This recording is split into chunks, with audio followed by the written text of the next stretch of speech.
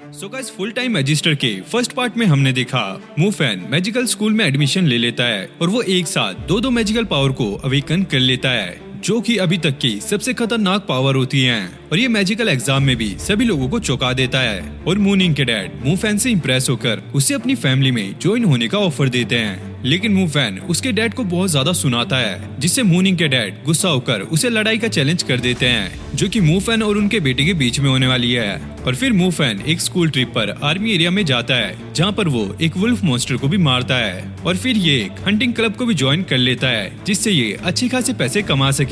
और इसके साथ साथ इसकी पावर्स भी बढ़ रही होती हैं। और अब आगे फिर हम स्कूल का सीन देखते हैं, जहाँ पर जैंग मूफैंग से ये कह रहा होता है, ज़ोमिन तुम्हारी तरफ काफी ध्यान दे रही है मेरे भाई, लगता है वो तुम्हारे प्यार में गिर गई। और मूफैन उससे कहता है, क्या चौमिन? हाँ वो तो मैं 2 प्लेट खाऊंगा। अरे चौमिन नहीं, ज़ोमिन, जिसे तुमने केव में बचाया था, वही लड़की। और फिर हम देखते हैं कि वही लड़की इनकी क्लास में आ जाती है और जैंग यहाँ से चला जाता है।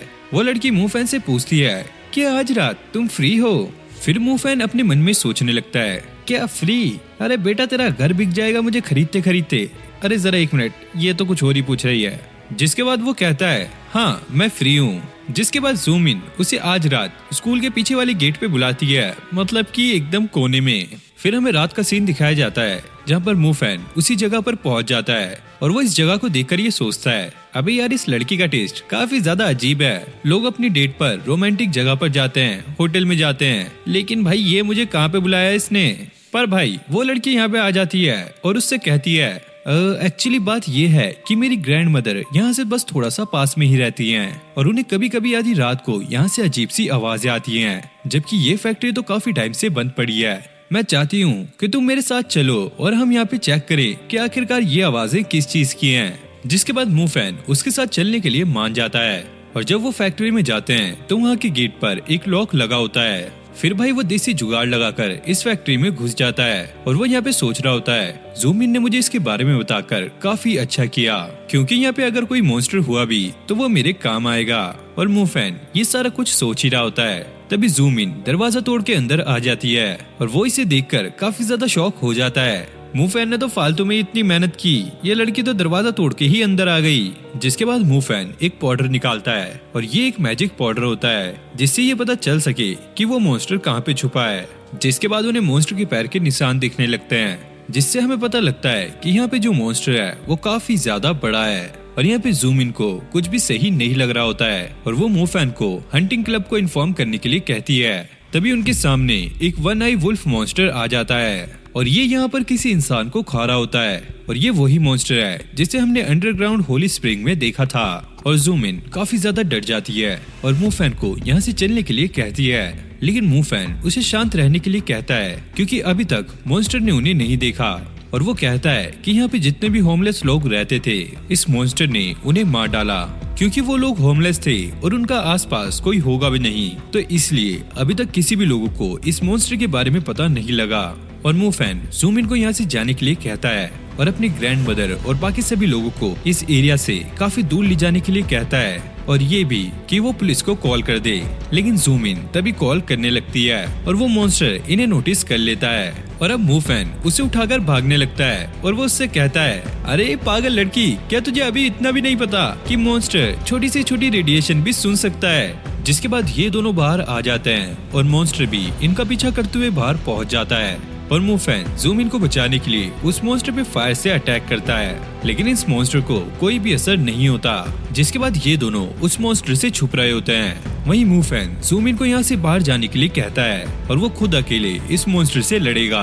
अब जूम इन यहाँ से बाहर निकल जाती है और मूफैन इंस्पेक्टर कॉन्ग का दिया हुआ मैजिकल आर्मर यूज करने लगता है, लेकिन ये मॉन्स्टर काफी ज्यादा स्ट्रॉन्ग था और वो मूफैन को उठाकर बाहर फेंक देता है। वहीं हम देखते हैं कि जूम इन ने अपने एरिया के सभी लोगों को इन्फॉर्म कर दिया था। तभी वहाँ पर साई टैंग और यू एंग भी आ जाते हैं और जूम इन उन्हें सारा कुछ बता देती है। जिसके बाद ये लोग उस मॉन्स्टर की तरफ भागने लगते हैं। वहीं ये मॉन्स्टर मूफैन पे अपना फाइनल अटैक करने वाला होता है, लेकिन ये दोनों आकर अपने आइस मैजिक का इस्तेमाल करते हैं और उस मॉन्स्टर के पैरों को जमा देते हैं वहीं मुफैंग साइटैंग को देखकर यहाँ से भागने लगता है और युएन ये कह रहा होता है कि वो वुल्फ मॉन्स्टर को मारने वाली बात लगता है एक अफवाह होगी जो कि इसी मुफैंग ने फैलाई होगी, क्योंकि इसकी तो हवा ऐसे ही निकल गई। जिसके बाद वो अपने मैजिक से इस मॉन्स्टर को जकड़ लेता है, जिसके बाद साइटैंग अपने कैप्टन को इसके बारे में इन्फॉर्म करती है और मुफैन भी अपने कपड़े चेंज कर वहाँ पर पहुँच जाता है और फिर उसे सभी लोग अपने लाइटनिंग एलिमेंट का यूज करके मॉन्स्टर को पैरालाइज करने के लिए कहते हैं और फिर मुफैन अपने लाइटनिंग एलिमेंट से उस मॉन्स्टर पे अटैक करता है जो कि बर्फ के अंदर जमा हुआ था और उसके अंदर एक पर्पल लाइटनिंग जलने लगती है, जिससे कैप्टन समझ जाते हैं कि ये मॉन्स्टर काफी एडवांस लेवल का है। इसलिए वो मैजिक काउंसिल से यांगजू को बुलाने का डिसाइड करते हैं क्योंकि वो काफी एडवांस लेवल का हंटर है। और तभी हम देखते हैं कि वो मॉन्स्टर अपने आप को रिलीज करा लेता है और इसकी आवाज से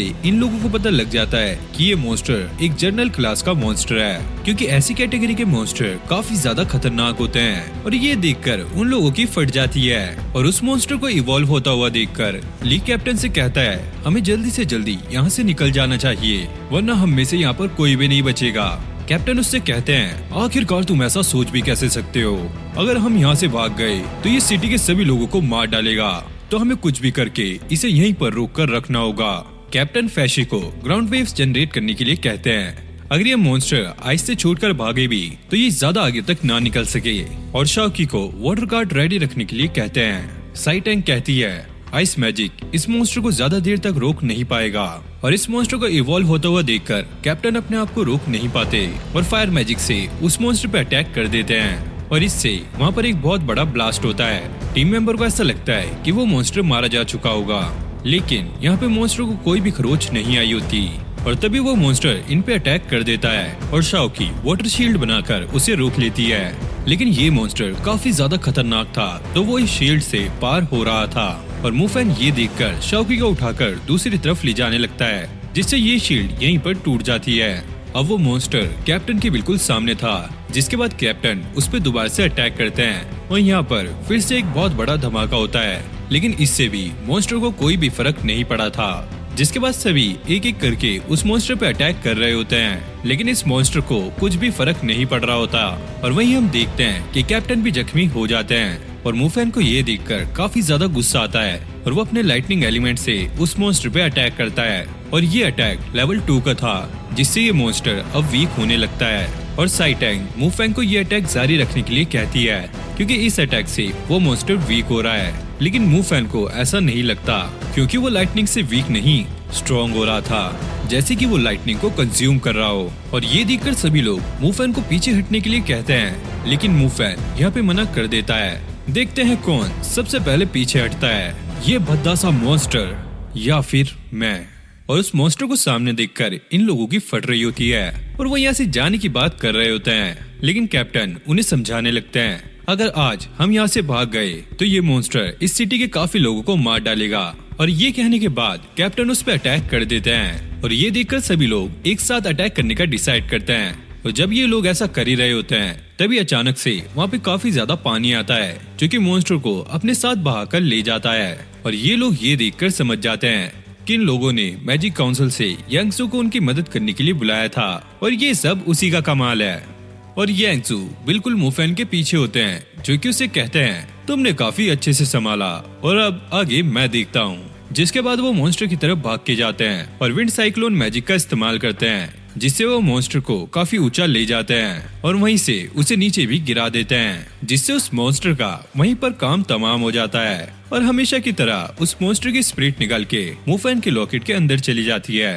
और अब मुफैन यांगसू से एडवांस लेवल मैजिक के बारे में पूछता है। यांगसू कहते हैं एडवांस लेवल लाइटनिंग मैजिक कम नहीं है बच्चे, मुझे पक्का यकीन है तुम इस फॉर्म को अचीव कर लोगे। अब साइटैंग यांगसू से कहने लगती है काफी सारे खतरनाक मॉन्स्टर जो कि माउंटेन्स पे पाए जाते हैं वो सिटी में देखे गए हैं, ये काफी अजीब बात है, हमें इसके लिए कुछ न कुछ तो करना होगा।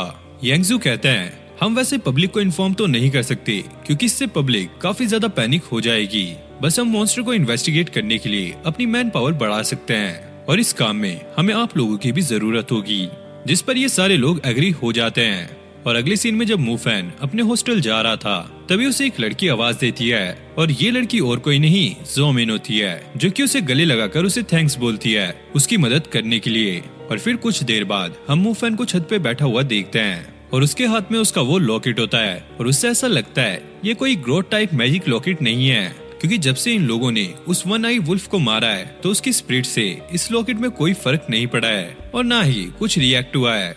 लेकिन तभी अचानक वो लॉकेट चमकने लगता है और मूफैन समझ जाता है कि ये सच में काम कर रहा है और जैसे जैसे ये इवॉल्व होता रहेगा उसकी ट्रेनिंग की स्पीड भी बढ़ती जाएगी और वो ये सोचने लगता है अगर ऐसे ही चलता रहा तो वो अपने दोनों एलिमेंट की पावर को लेवल 3 तक ले जाएगा, जो कि फाइट में उसके काफी ज्यादा काम आएगी। फिर सीन कट होता है और हमें इवनिंग का सीन दिखाया जाता है जहाँ पर मूफैन अपनी बहन को लेकर हिल स्टेशन आया होता है और वो अपनी बहन को खर्च करने के लिए कुछ पैसे देता है। जरा याद से अपने लिए एक मोबाइल फोन ले लेना, क्योंकि पिछली बार जब मॉन्स्टर आया था तो तुम्हारा फोन वहीं पर रह गया था और इससे हमारी बातचीत भी होती रहेगी।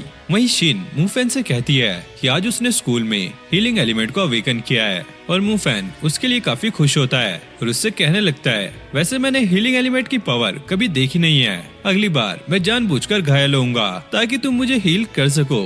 और अब शिन उसे गुस्से से देख रही होती है और मूफैन कहता है अरे मैं तो बस मजाक कर रहा था। और इनकी बातों से हमें ये तो क्लियर हो जाता है कि इस वर्ल्ड में व्हाइट, ब्लैक और डायमेंशनल मैजिक भी एग्जिस्ट करते हैं। और फिर सीन कट होता है और हमें ज़ैंग और मूफैन को दिखाया जाता है और ज़ैंग मूफैन को बताता है कि जो युंग ने तुम्हारी फाइट वाले दिन सिटी के काफी फेमस लोगों को बुलाया है, क्योंकि उस दिन युआंग का बर्थडे है और साथ में सेरेमनी भी, और उस दिन मू फैमिली के सक्सेसर को चुना जाएगा। इससे तो भाई यही क्लियर होता है कि जोयुन को पूरा भरोसा है कि उसका बेटा मूफैन को फाइट में हरा देगा और उसने सिटी के फेमस लोगों को इसलिए बुलाया ताकि वो मूफैन को नीचा दिखा सके। लेकिन भाई मूफैन को इससे घंटा भी फर्क नहीं पड़ता और मूफैन कहता है अच्छा उस फाइट को एक इवेंट की तरह मनाया जाएगा, ये तो काफी अच्छा है। जैन उससे कहता है वैसे मूफैन तुम पहले जैसे नहीं रहे, तुम हमारे स्कूल के पावरफुल स्टूडेंट बन चुके हो। और वहीं टीचर टेंगी आ जाती हैं, जो कि मूफैन को कहती हैं कि तुम्हें प्रिंसिपल बुला रहे हैं और मूफैन उन्हें देखकर कहता है क्या मैं आपसे फायर एलिमेंट के लेवल के बारे में पूछ सकता हूँ। और टीचर टेंगी कहती है हाँ इसके लिए तुम मेरे घर आ सकते हो, मैं तुम्हें सारा कुछ बता दूंगी। और भाई जैंग ये देखकर शॉक हो जाता है, अबे भाई यहाँ पर चल क्या रहा है। फिर अगले सीन में हम मूफैन को प्रिंसिपल के सामने देखते हैं, जहाँ पर प्रिंसिपल उससे उसकी और यूएन की फाइट के बारे में पूछते हैं, जिस पर मूफैन उन्हें सारा कुछ बता देता है जैसा जैंग ने उसे बताया था कि उस दिन यूएन का 18 बर्थडे है और साथ में सेरेमनी भी। और प्रिंसिपल उसे कहते हैं उस दिन बस इतना ही नहीं है, तुम्हारी फाइट अंडरग्राउंड होली स्प्रिंग से भी ताल्लुक रखती है। और मूफैन को ये समझ आ जाता है कि जिस वन आई मॉन्स्टर को उन लोगों ने हराया था वो अंडरग्राउंड होली स्प्रिंग की एनर्जी की मदद से ही जनरल क्लास में कन्वर्ट हुआ था। और इस लड़ाई में लड़ने वाला अंडरग्राउंड होली स्प्रिंग में जाकर अगर ट्रेनिंग करेगा उसकी तो भाई निकल पड़ेगी। प्रिंसिपल कहते हैं कि अंडरग्राउंड होली स्प्रिंग हमारी सिटी में काफी टाइम से है और अब धीरे धीरे उसकी एनर्जी कम होती जा रही है और इसीलिए एक रूल बनाया गया कि साल में सिर्फ एक ही स्टूडेंट वहाँ पे जाके ट्रेनिंग कर सकता है, जो भी सिटी का सबसे बेस्ट स्टूडेंट होगा। और जोयुंग के बेटे युआंग ने सभी फेमस लोगों को ये दिखा दिया है कि वो अभी के टाइम में सबसे बेस्ट है और इसीलिए उसके खिलाफ और कोई खड़ा नहीं होगा। और मूफैंग ये समझ जाता है कि इनकी फाइट में जो भी जीतेगा वो अंडरग्राउंड होली स्प्रिंग में ट्रेनिंग करने के लिए जा सकता है। फिर अगले सीन में हमें सेरेमनी की डेकोरेशन दिखाई जाती है, जहाँ पर दो वेटर आपस में बात कर रहे होते हैं। उनकी बातों से हमें पता लगता है कि मू फैमिली के सभी नौकर मूफैन के डैड को काफी अच्छा मानते हैं, लेकिन मूफैन को नहीं। उन्हें ऐसा लगता है कि मूफैन युआंग के साथ लड़के काफी बड़ी बेवकूफी कर रहा है, क्योंकि वो अपने एज के बच्चों में काफी ज्यादा स्ट्रॉन्गेस्ट है, क्योंकि उसकी काफी रिच ट्रेनिंग हुई है। और उन लोगों को ये भी पता होता है कि बचपन में मूफैन मूनिंग को नहीं, मूनिंग मूफैन को लेके भागी थी। फिर हमें मूनिंग को दिखाया जाता है, जो कि जोयुंग से ये कह रही होती है कि फाइट को ग्रैंड लेवल पे करने की क्या जरूरत है, हम इसे नॉर्मली भी तो कर सकते हैं। और वो कहता है कि तुम्हारे बाद युआंग इस फैमिली का सक्सेसर है और उसकी फाइट अगर किसी के साथ हो रही है तो वो कोई छोटी मोटी बात तो नहीं है। और वो ये भी कहते हैं कि मूफैन युआंग के सामने कभी नहीं टिक सकता, क्योंकि युआंग की ट्रेनिंग काफी ज्यादा रिच तरीके से हुई है। और ये सुनकर मूनिंग वहाँ से जाने लगती है और वो कहती है कि मैं वॉक के लिए जा रही हूँ। और जोयुंग को ये पता होता है कि वो मूफैन से मिलने के लिए जा रही है, लेकिन फिर भी वो उसे जाने देता है। फिर अगले सीन में हम इन दोनों को साथ में देखते हैं, क्योंकि शिन ने मूनिंग को बताया था कि मूफैन उसे रात में पहाड़ी पर मिलेगा। और मूनिंग उसे बातों बातों में ये कहने लगती है मैं चाहती हूँ कि तुम इस फाइट में हिस्सा ना लो और इस सिटी से काफी दूर चले जाओ, क्योंकि कल फाइट में युआंग तुम्हें काफी बुरी तरीके से हराएगा और हो सकता है उसके बाद तुम कभी भी फाइट में हिस्सा ना ले पाओ। युआंग बच्चा था, जब मेरे डैड ने उसे अडॉप्ट किया और बचपन से लेके अभी तक वो मेरे डैड की सभी बातों को मानता है और मुझे पक्का यकीन है कि वो तुम्हें कल फाइट में हरा देगा। और मूफैन उसे कहता है तुम्हें चिंता करने की जरूरत नहीं है, मैं उसे काफी बुरी तरीके से हराऊंगा। लेकिन मूनिंग फिर भी उसे फाइट करने से मना कर रही होती है। मूफैन कहता है कि मेरे डैड ने मुझे यहाँ तक पहुँचाने के लिए काफी ज्यादा मेहनत की है, तो अब मैं पीछे नहीं हट सकता। फिर हमें फाइट वाला दिन दिखाया जाता है जहाँ पर सभी लोग यहाँ पर आना स्टार्ट हो जाते हैं और यहाँ पर हंटिंग क्लब के मेंबर भी आए होते हैं और साई टैंग सभी का स्वागत कर रही होती है। तभी वहाँ पर मूफैन आता है और साई टैंग को बुलाने लगता है और साई टैंग उसे सुनाने लगती है क्योंकि ये लोग इसे नहीं पहचान रहे होते हैं क्योंकि इन लोगों ने अभी तक इसका रियल फेस नहीं देखा था। इसलिए भाई वो उससे माफी मांगकर तुरंत अंदर चला जाता है और उसे बैक साइड से देखकर शाओकी को ऐसा लगता है कि उसने जरूर मूफैन को कहीं न कहीं देखा है। वहीं उसके साथियों को भी ऐसा लग रहा होता है और साई टैंग कहने लगती है जिस दिन वन आई वुल्फ मॉन्स्टर ने सिटी पे अटैक किया था ये वहीं पर था और हमें देखकर वहाँ से भाग गया था। जिसके बाद ये लोग इस चीज को इग्नोर करते हैं। अगले सीन में हम मूफैन को देखते हैं जो कि भाई यहाँ का खाना देखकर उस पर टूट पड़ता है और तभी इंस्पेक्टर कॉन्ग आकर उसे कहते हैं अरे तुम्हारी तो आज फाइट है और तुम यहाँ पर खाना ठूस रहे हो। और मूफैन उन्हें कहने लगता है अरे ऐसा लजीज खाना फिर कहाँ मिलेगा, अभी के अभी ठूस लेता हूँ। और इंस्पेक्टर कॉन्ग उसे फिर से उनकी आर्मी में ज्वाइन होने के लिए कहते हैं लेकिन मूफैन यहाँ पर मना कर देता है। जिसके बाद वो यहाँ से चले जाते हैं और जैंग अपने दोस्तों के साथ यहाँ पर आ जाता है क्योंकि प्रिंसिपल ने इन्हें यहाँ पर इनवाइट किया था और उनका एक साथी मूफैन से ये कह रहा होता है स्कूल का नाम मिट्टी में मत मिला देना। और मूफैन उसकी बातों को इग्नोर कर रहा होता है अरे हाँ चल चल बाप को मत सिखा। फिर अगले सीन में ज़ोयूंग युआंग के साथ एक स्पीच देता है भाइयों और मेरे दोस्तों लेवल सबके निकलेंगे लेकिन निकलेंगे उसके जो कि यहाँ पर खड़ा रहेगा और आज की फाइट देखेगा। हमारे सिटी का फ्यूचर हमारे यूथ पे डिपेंड है और मुझे पक्का यकीन है कि मेरी तरह ही मेरा बेटा भी इस सिटी के लिए अच्छा ही करेगा। आज हमने 2 यूथ की फाइट भी रखी है जिससे हम समझ पाएंगे कि वो कितने ज्यादा ताकतवर हैं। फिर हमें वो स्टेडियम दिखाया जाता है जहाँ पर इनकी फाइट होने वाली है। वहीं युआंग के सामने मूफैन खड़ा होता है और उसके चेहरे पर बिल्कुल भी डर नहीं होता, जैसे कि उसको पक्का यकीन है कि वो इस फाइट को जीतेगा ही जीतेगा। फिर हम ऑब्जर्वेशन रूम देखते हैं जहाँ पर मूफैन के डैड के साथ बाकी सभी लोग भी होते हैं और साथ ही हंटिंग ग्रुप के मेंबर भी। और यहाँ का माहौल काफी ज्यादा शांत होता है क्योंकि आज की फाइट से ही पता लगेगा कि कौन सबसे ज्यादा स्ट्रॉन्गेस्ट है। और जब युआंग ग्राउंड में आता है तो ज़ोयून खड़े होकर उसकी तारीफ करने लगता है वाह बेटे वाह, मौज कर दी मौज, ये देखो मेरा बेटा एकदम लल्लन टॉप। और ज़ोमिन को ये सुनकर काफी ज्यादा गुस्सा आ रहा होता है। ये खुसट बुड्ढा सिर्फ अपने बेटे की तारीफ कर रहा है, इसने एक बार भी मूफैन का नाम नहीं लिया। और वो मोटा ये कह रहा होता है अबे ओए छपरियो, यहाँ पर सब युआंग की पावर को देखने आए हैं ना कि मूफैन की, तो चुपचाप होकर मैच को देखो। और इन दोनों की फाइट स्टार्ट होने से पहले ये दोनों एक दूसरे से हैंडशेक करते हैं और अपनी पावर का नमूना दिखाते हैं। और युआंग इनडायरेक्टली मूफैन को कह रहा होता है आज तुम्हें मैं इतनी बुरी तरीके से हराने वाला हूँ कि लगभग तुम 4-5 महीनों तक हॉस्पिटल में पड़े रहोगे। और मूफैन उसे कहता है ये तो वक्त आने पर पता लगेगा कि कौन हॉस्पिटल में पड़ा रहेगा।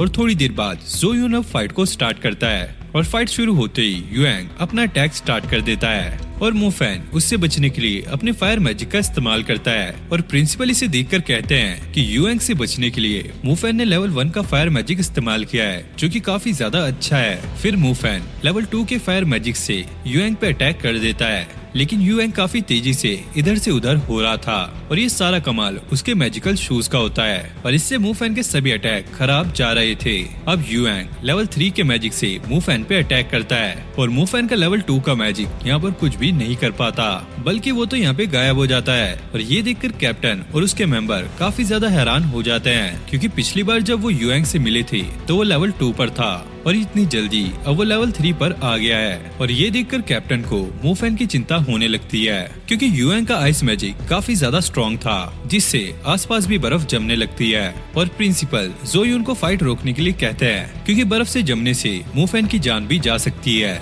लेकिन भाई ये बंदा कहाँ फाइट रोकने वाला है, वो तो प्रिंसिपल से ये कहता है कि आइस मैजिक से फायर एलिमेंट वाले की जान इतनी जल्दी नहीं जाएगी। इससे हमें ये तो क्लियर हो जाता है कि वो मूफैन को सबके सामने तड़पता हुआ देखना चाहता है क्योंकि मूफैन ने उसकी काफी ज्यादा बेइज्जती की थी। लेकिन मूफैन अब भी हार नहीं मान रहा होता है और वो दोबारा से फायर एलिमेंट के स्टार्स को समन करने की कोशिश करता है। और जैसे वो इस फॉर्मेशन को कंप्लीट करता है वो फायर एलिमेंट के लेवल 3 को अचीव कर लेता है, जिसकी फ्लेम युएंग के आइस पावर को उस तक पहुंचने नहीं देती और सभी लोग इसे देखकर काफी ज्यादा शॉक हो जाते हैं। वहीं कैप्टन और इंस्पेक्टर कॉन्ग ये समझ जाते हैं कि मूफैन ने लेवल 3 को अचीव कर लिया है। अब मूफैन उस पर अटैक करता है और युएंग अपने मैजिकल सूट से वहाँ से भागने की कोशिश करता है, लेकिन मूफैन का मैजिक काफी ज्यादा स्ट्रॉन्ग था और वो सीधा उसके शूज पे अटैक करता है, जिससे वहाँ पर काफी बड़ा धमाका होता है और ये देखकर सभी लोग शॉक हो जाते हैं। और हम देखते हैं कि युएंग जमीन पर पड़ा होता है और सभी गेस्ट ये बात करने लगते हैं। कभी भी एक आम स्टूडेंट ने एक रॉयल फैमिली के लड़के को इतनी कड़ी टक्कर नहीं दी और उन्हें ये लग रहा होता है कि युएंग अब खड़ा नहीं होगा, लेकिन तभी अचानक वो सबको सरप्राइज कर देता है और वो खड़ा होकर सबको अपना मैजिकल आर्मर दिखाता है, जिससे उसे कुछ भी नहीं हुआ होता। और ज़ोयुन ये कह रहा होता है, मुझे लगा नहीं था कि इसे मैजिकल आर्मर की जरूरत होगी, वो तो ऐसे ही मूफैन को हरा सकता था। और युएंग के मैजिकल आर्मर को देखकर सभी टीचर ये कहने लगते हैं, ये तो गलत है, उसके पास एक मैजिकल आर्मर है और मूफैन के पास कुछ नहीं। और ज़ोयुन ये कहने लगते हैं, अगर मूफैन के पास उसका मैजिकल आर्मर है तो वो उसे यूज कर सकता है, लेकिन ये बंदा उसे ये कहकर नीचा दिखाना चाहता है क्योंकि उस गरीब बच्चे के पास मैजिकल आर्मर कैसे हो सकता है, ये तो सिर्फ रिच लोग ही अफोर्ड कर सकते हैं। और फिर हम मूफैन को देखते हैं जो कि अपनी पावर को यूज करके काफी ज्यादा थक चुका होता है। वहीं इंस्पेक्टर कॉन्ग उसे हार मानने के लिए कहते हैं क्योंकि वो कभी भी युएंग के मैजिकल आर्मर को पार करके उसे चोट नहीं पहुंचा सकता। और फिर युएंग भी ये कहने लगता है, अरे भाई फैमिली बैकग्राउंड भी कोई चीज होती है और तुम्हारे जैसे नीच लोगों को आज तक कुछ भी नहीं मिला होगा। और ये सुनकर मूफैन को काफी ज्यादा गुस्सा आने लगता है और फिर उसे अपने डैड की सारी चीजें याद आने लगती हैं। कैसे उसके डैड ने मैजिकल स्कूल में उसे एडमिशन दिलाने के लिए अपनी सारी चीजें दांव पर लगा दी थी। और वो युएंग से कहने लगता है, मेरे डैड ने मेरे लिए क्या किया ये तुम कभी भी नहीं समझ सकते। और फिर वो अपने लाइटनिंग एलिमेंट को यूज करने लगता है और ये देखकर ज़ोयुंग का मुंह खुला का खुला रह जाता है। और ये देखकर सभी लोग समझ जाते हैं कि मूफैन के पास 2 एलिमेंट्स की पावर है, यानी कि वो एडवांस लेवल का मैजिशियन है। और फैशी भी ये देखकर समझ जाता है कि फैनवू जो कि उनका टीममेट है वो और कोई नहीं मूफैन ही है। और ये सुनकर कैप्टन भी काफी ज्यादा खुश होते हैं। और फिर मूफैन अपने स्टार की फॉर्मेशन को कंप्लीट करता है और उसकी पावर देखकर युएंग की फट जाती है, नहीं ये नहीं हो सकता।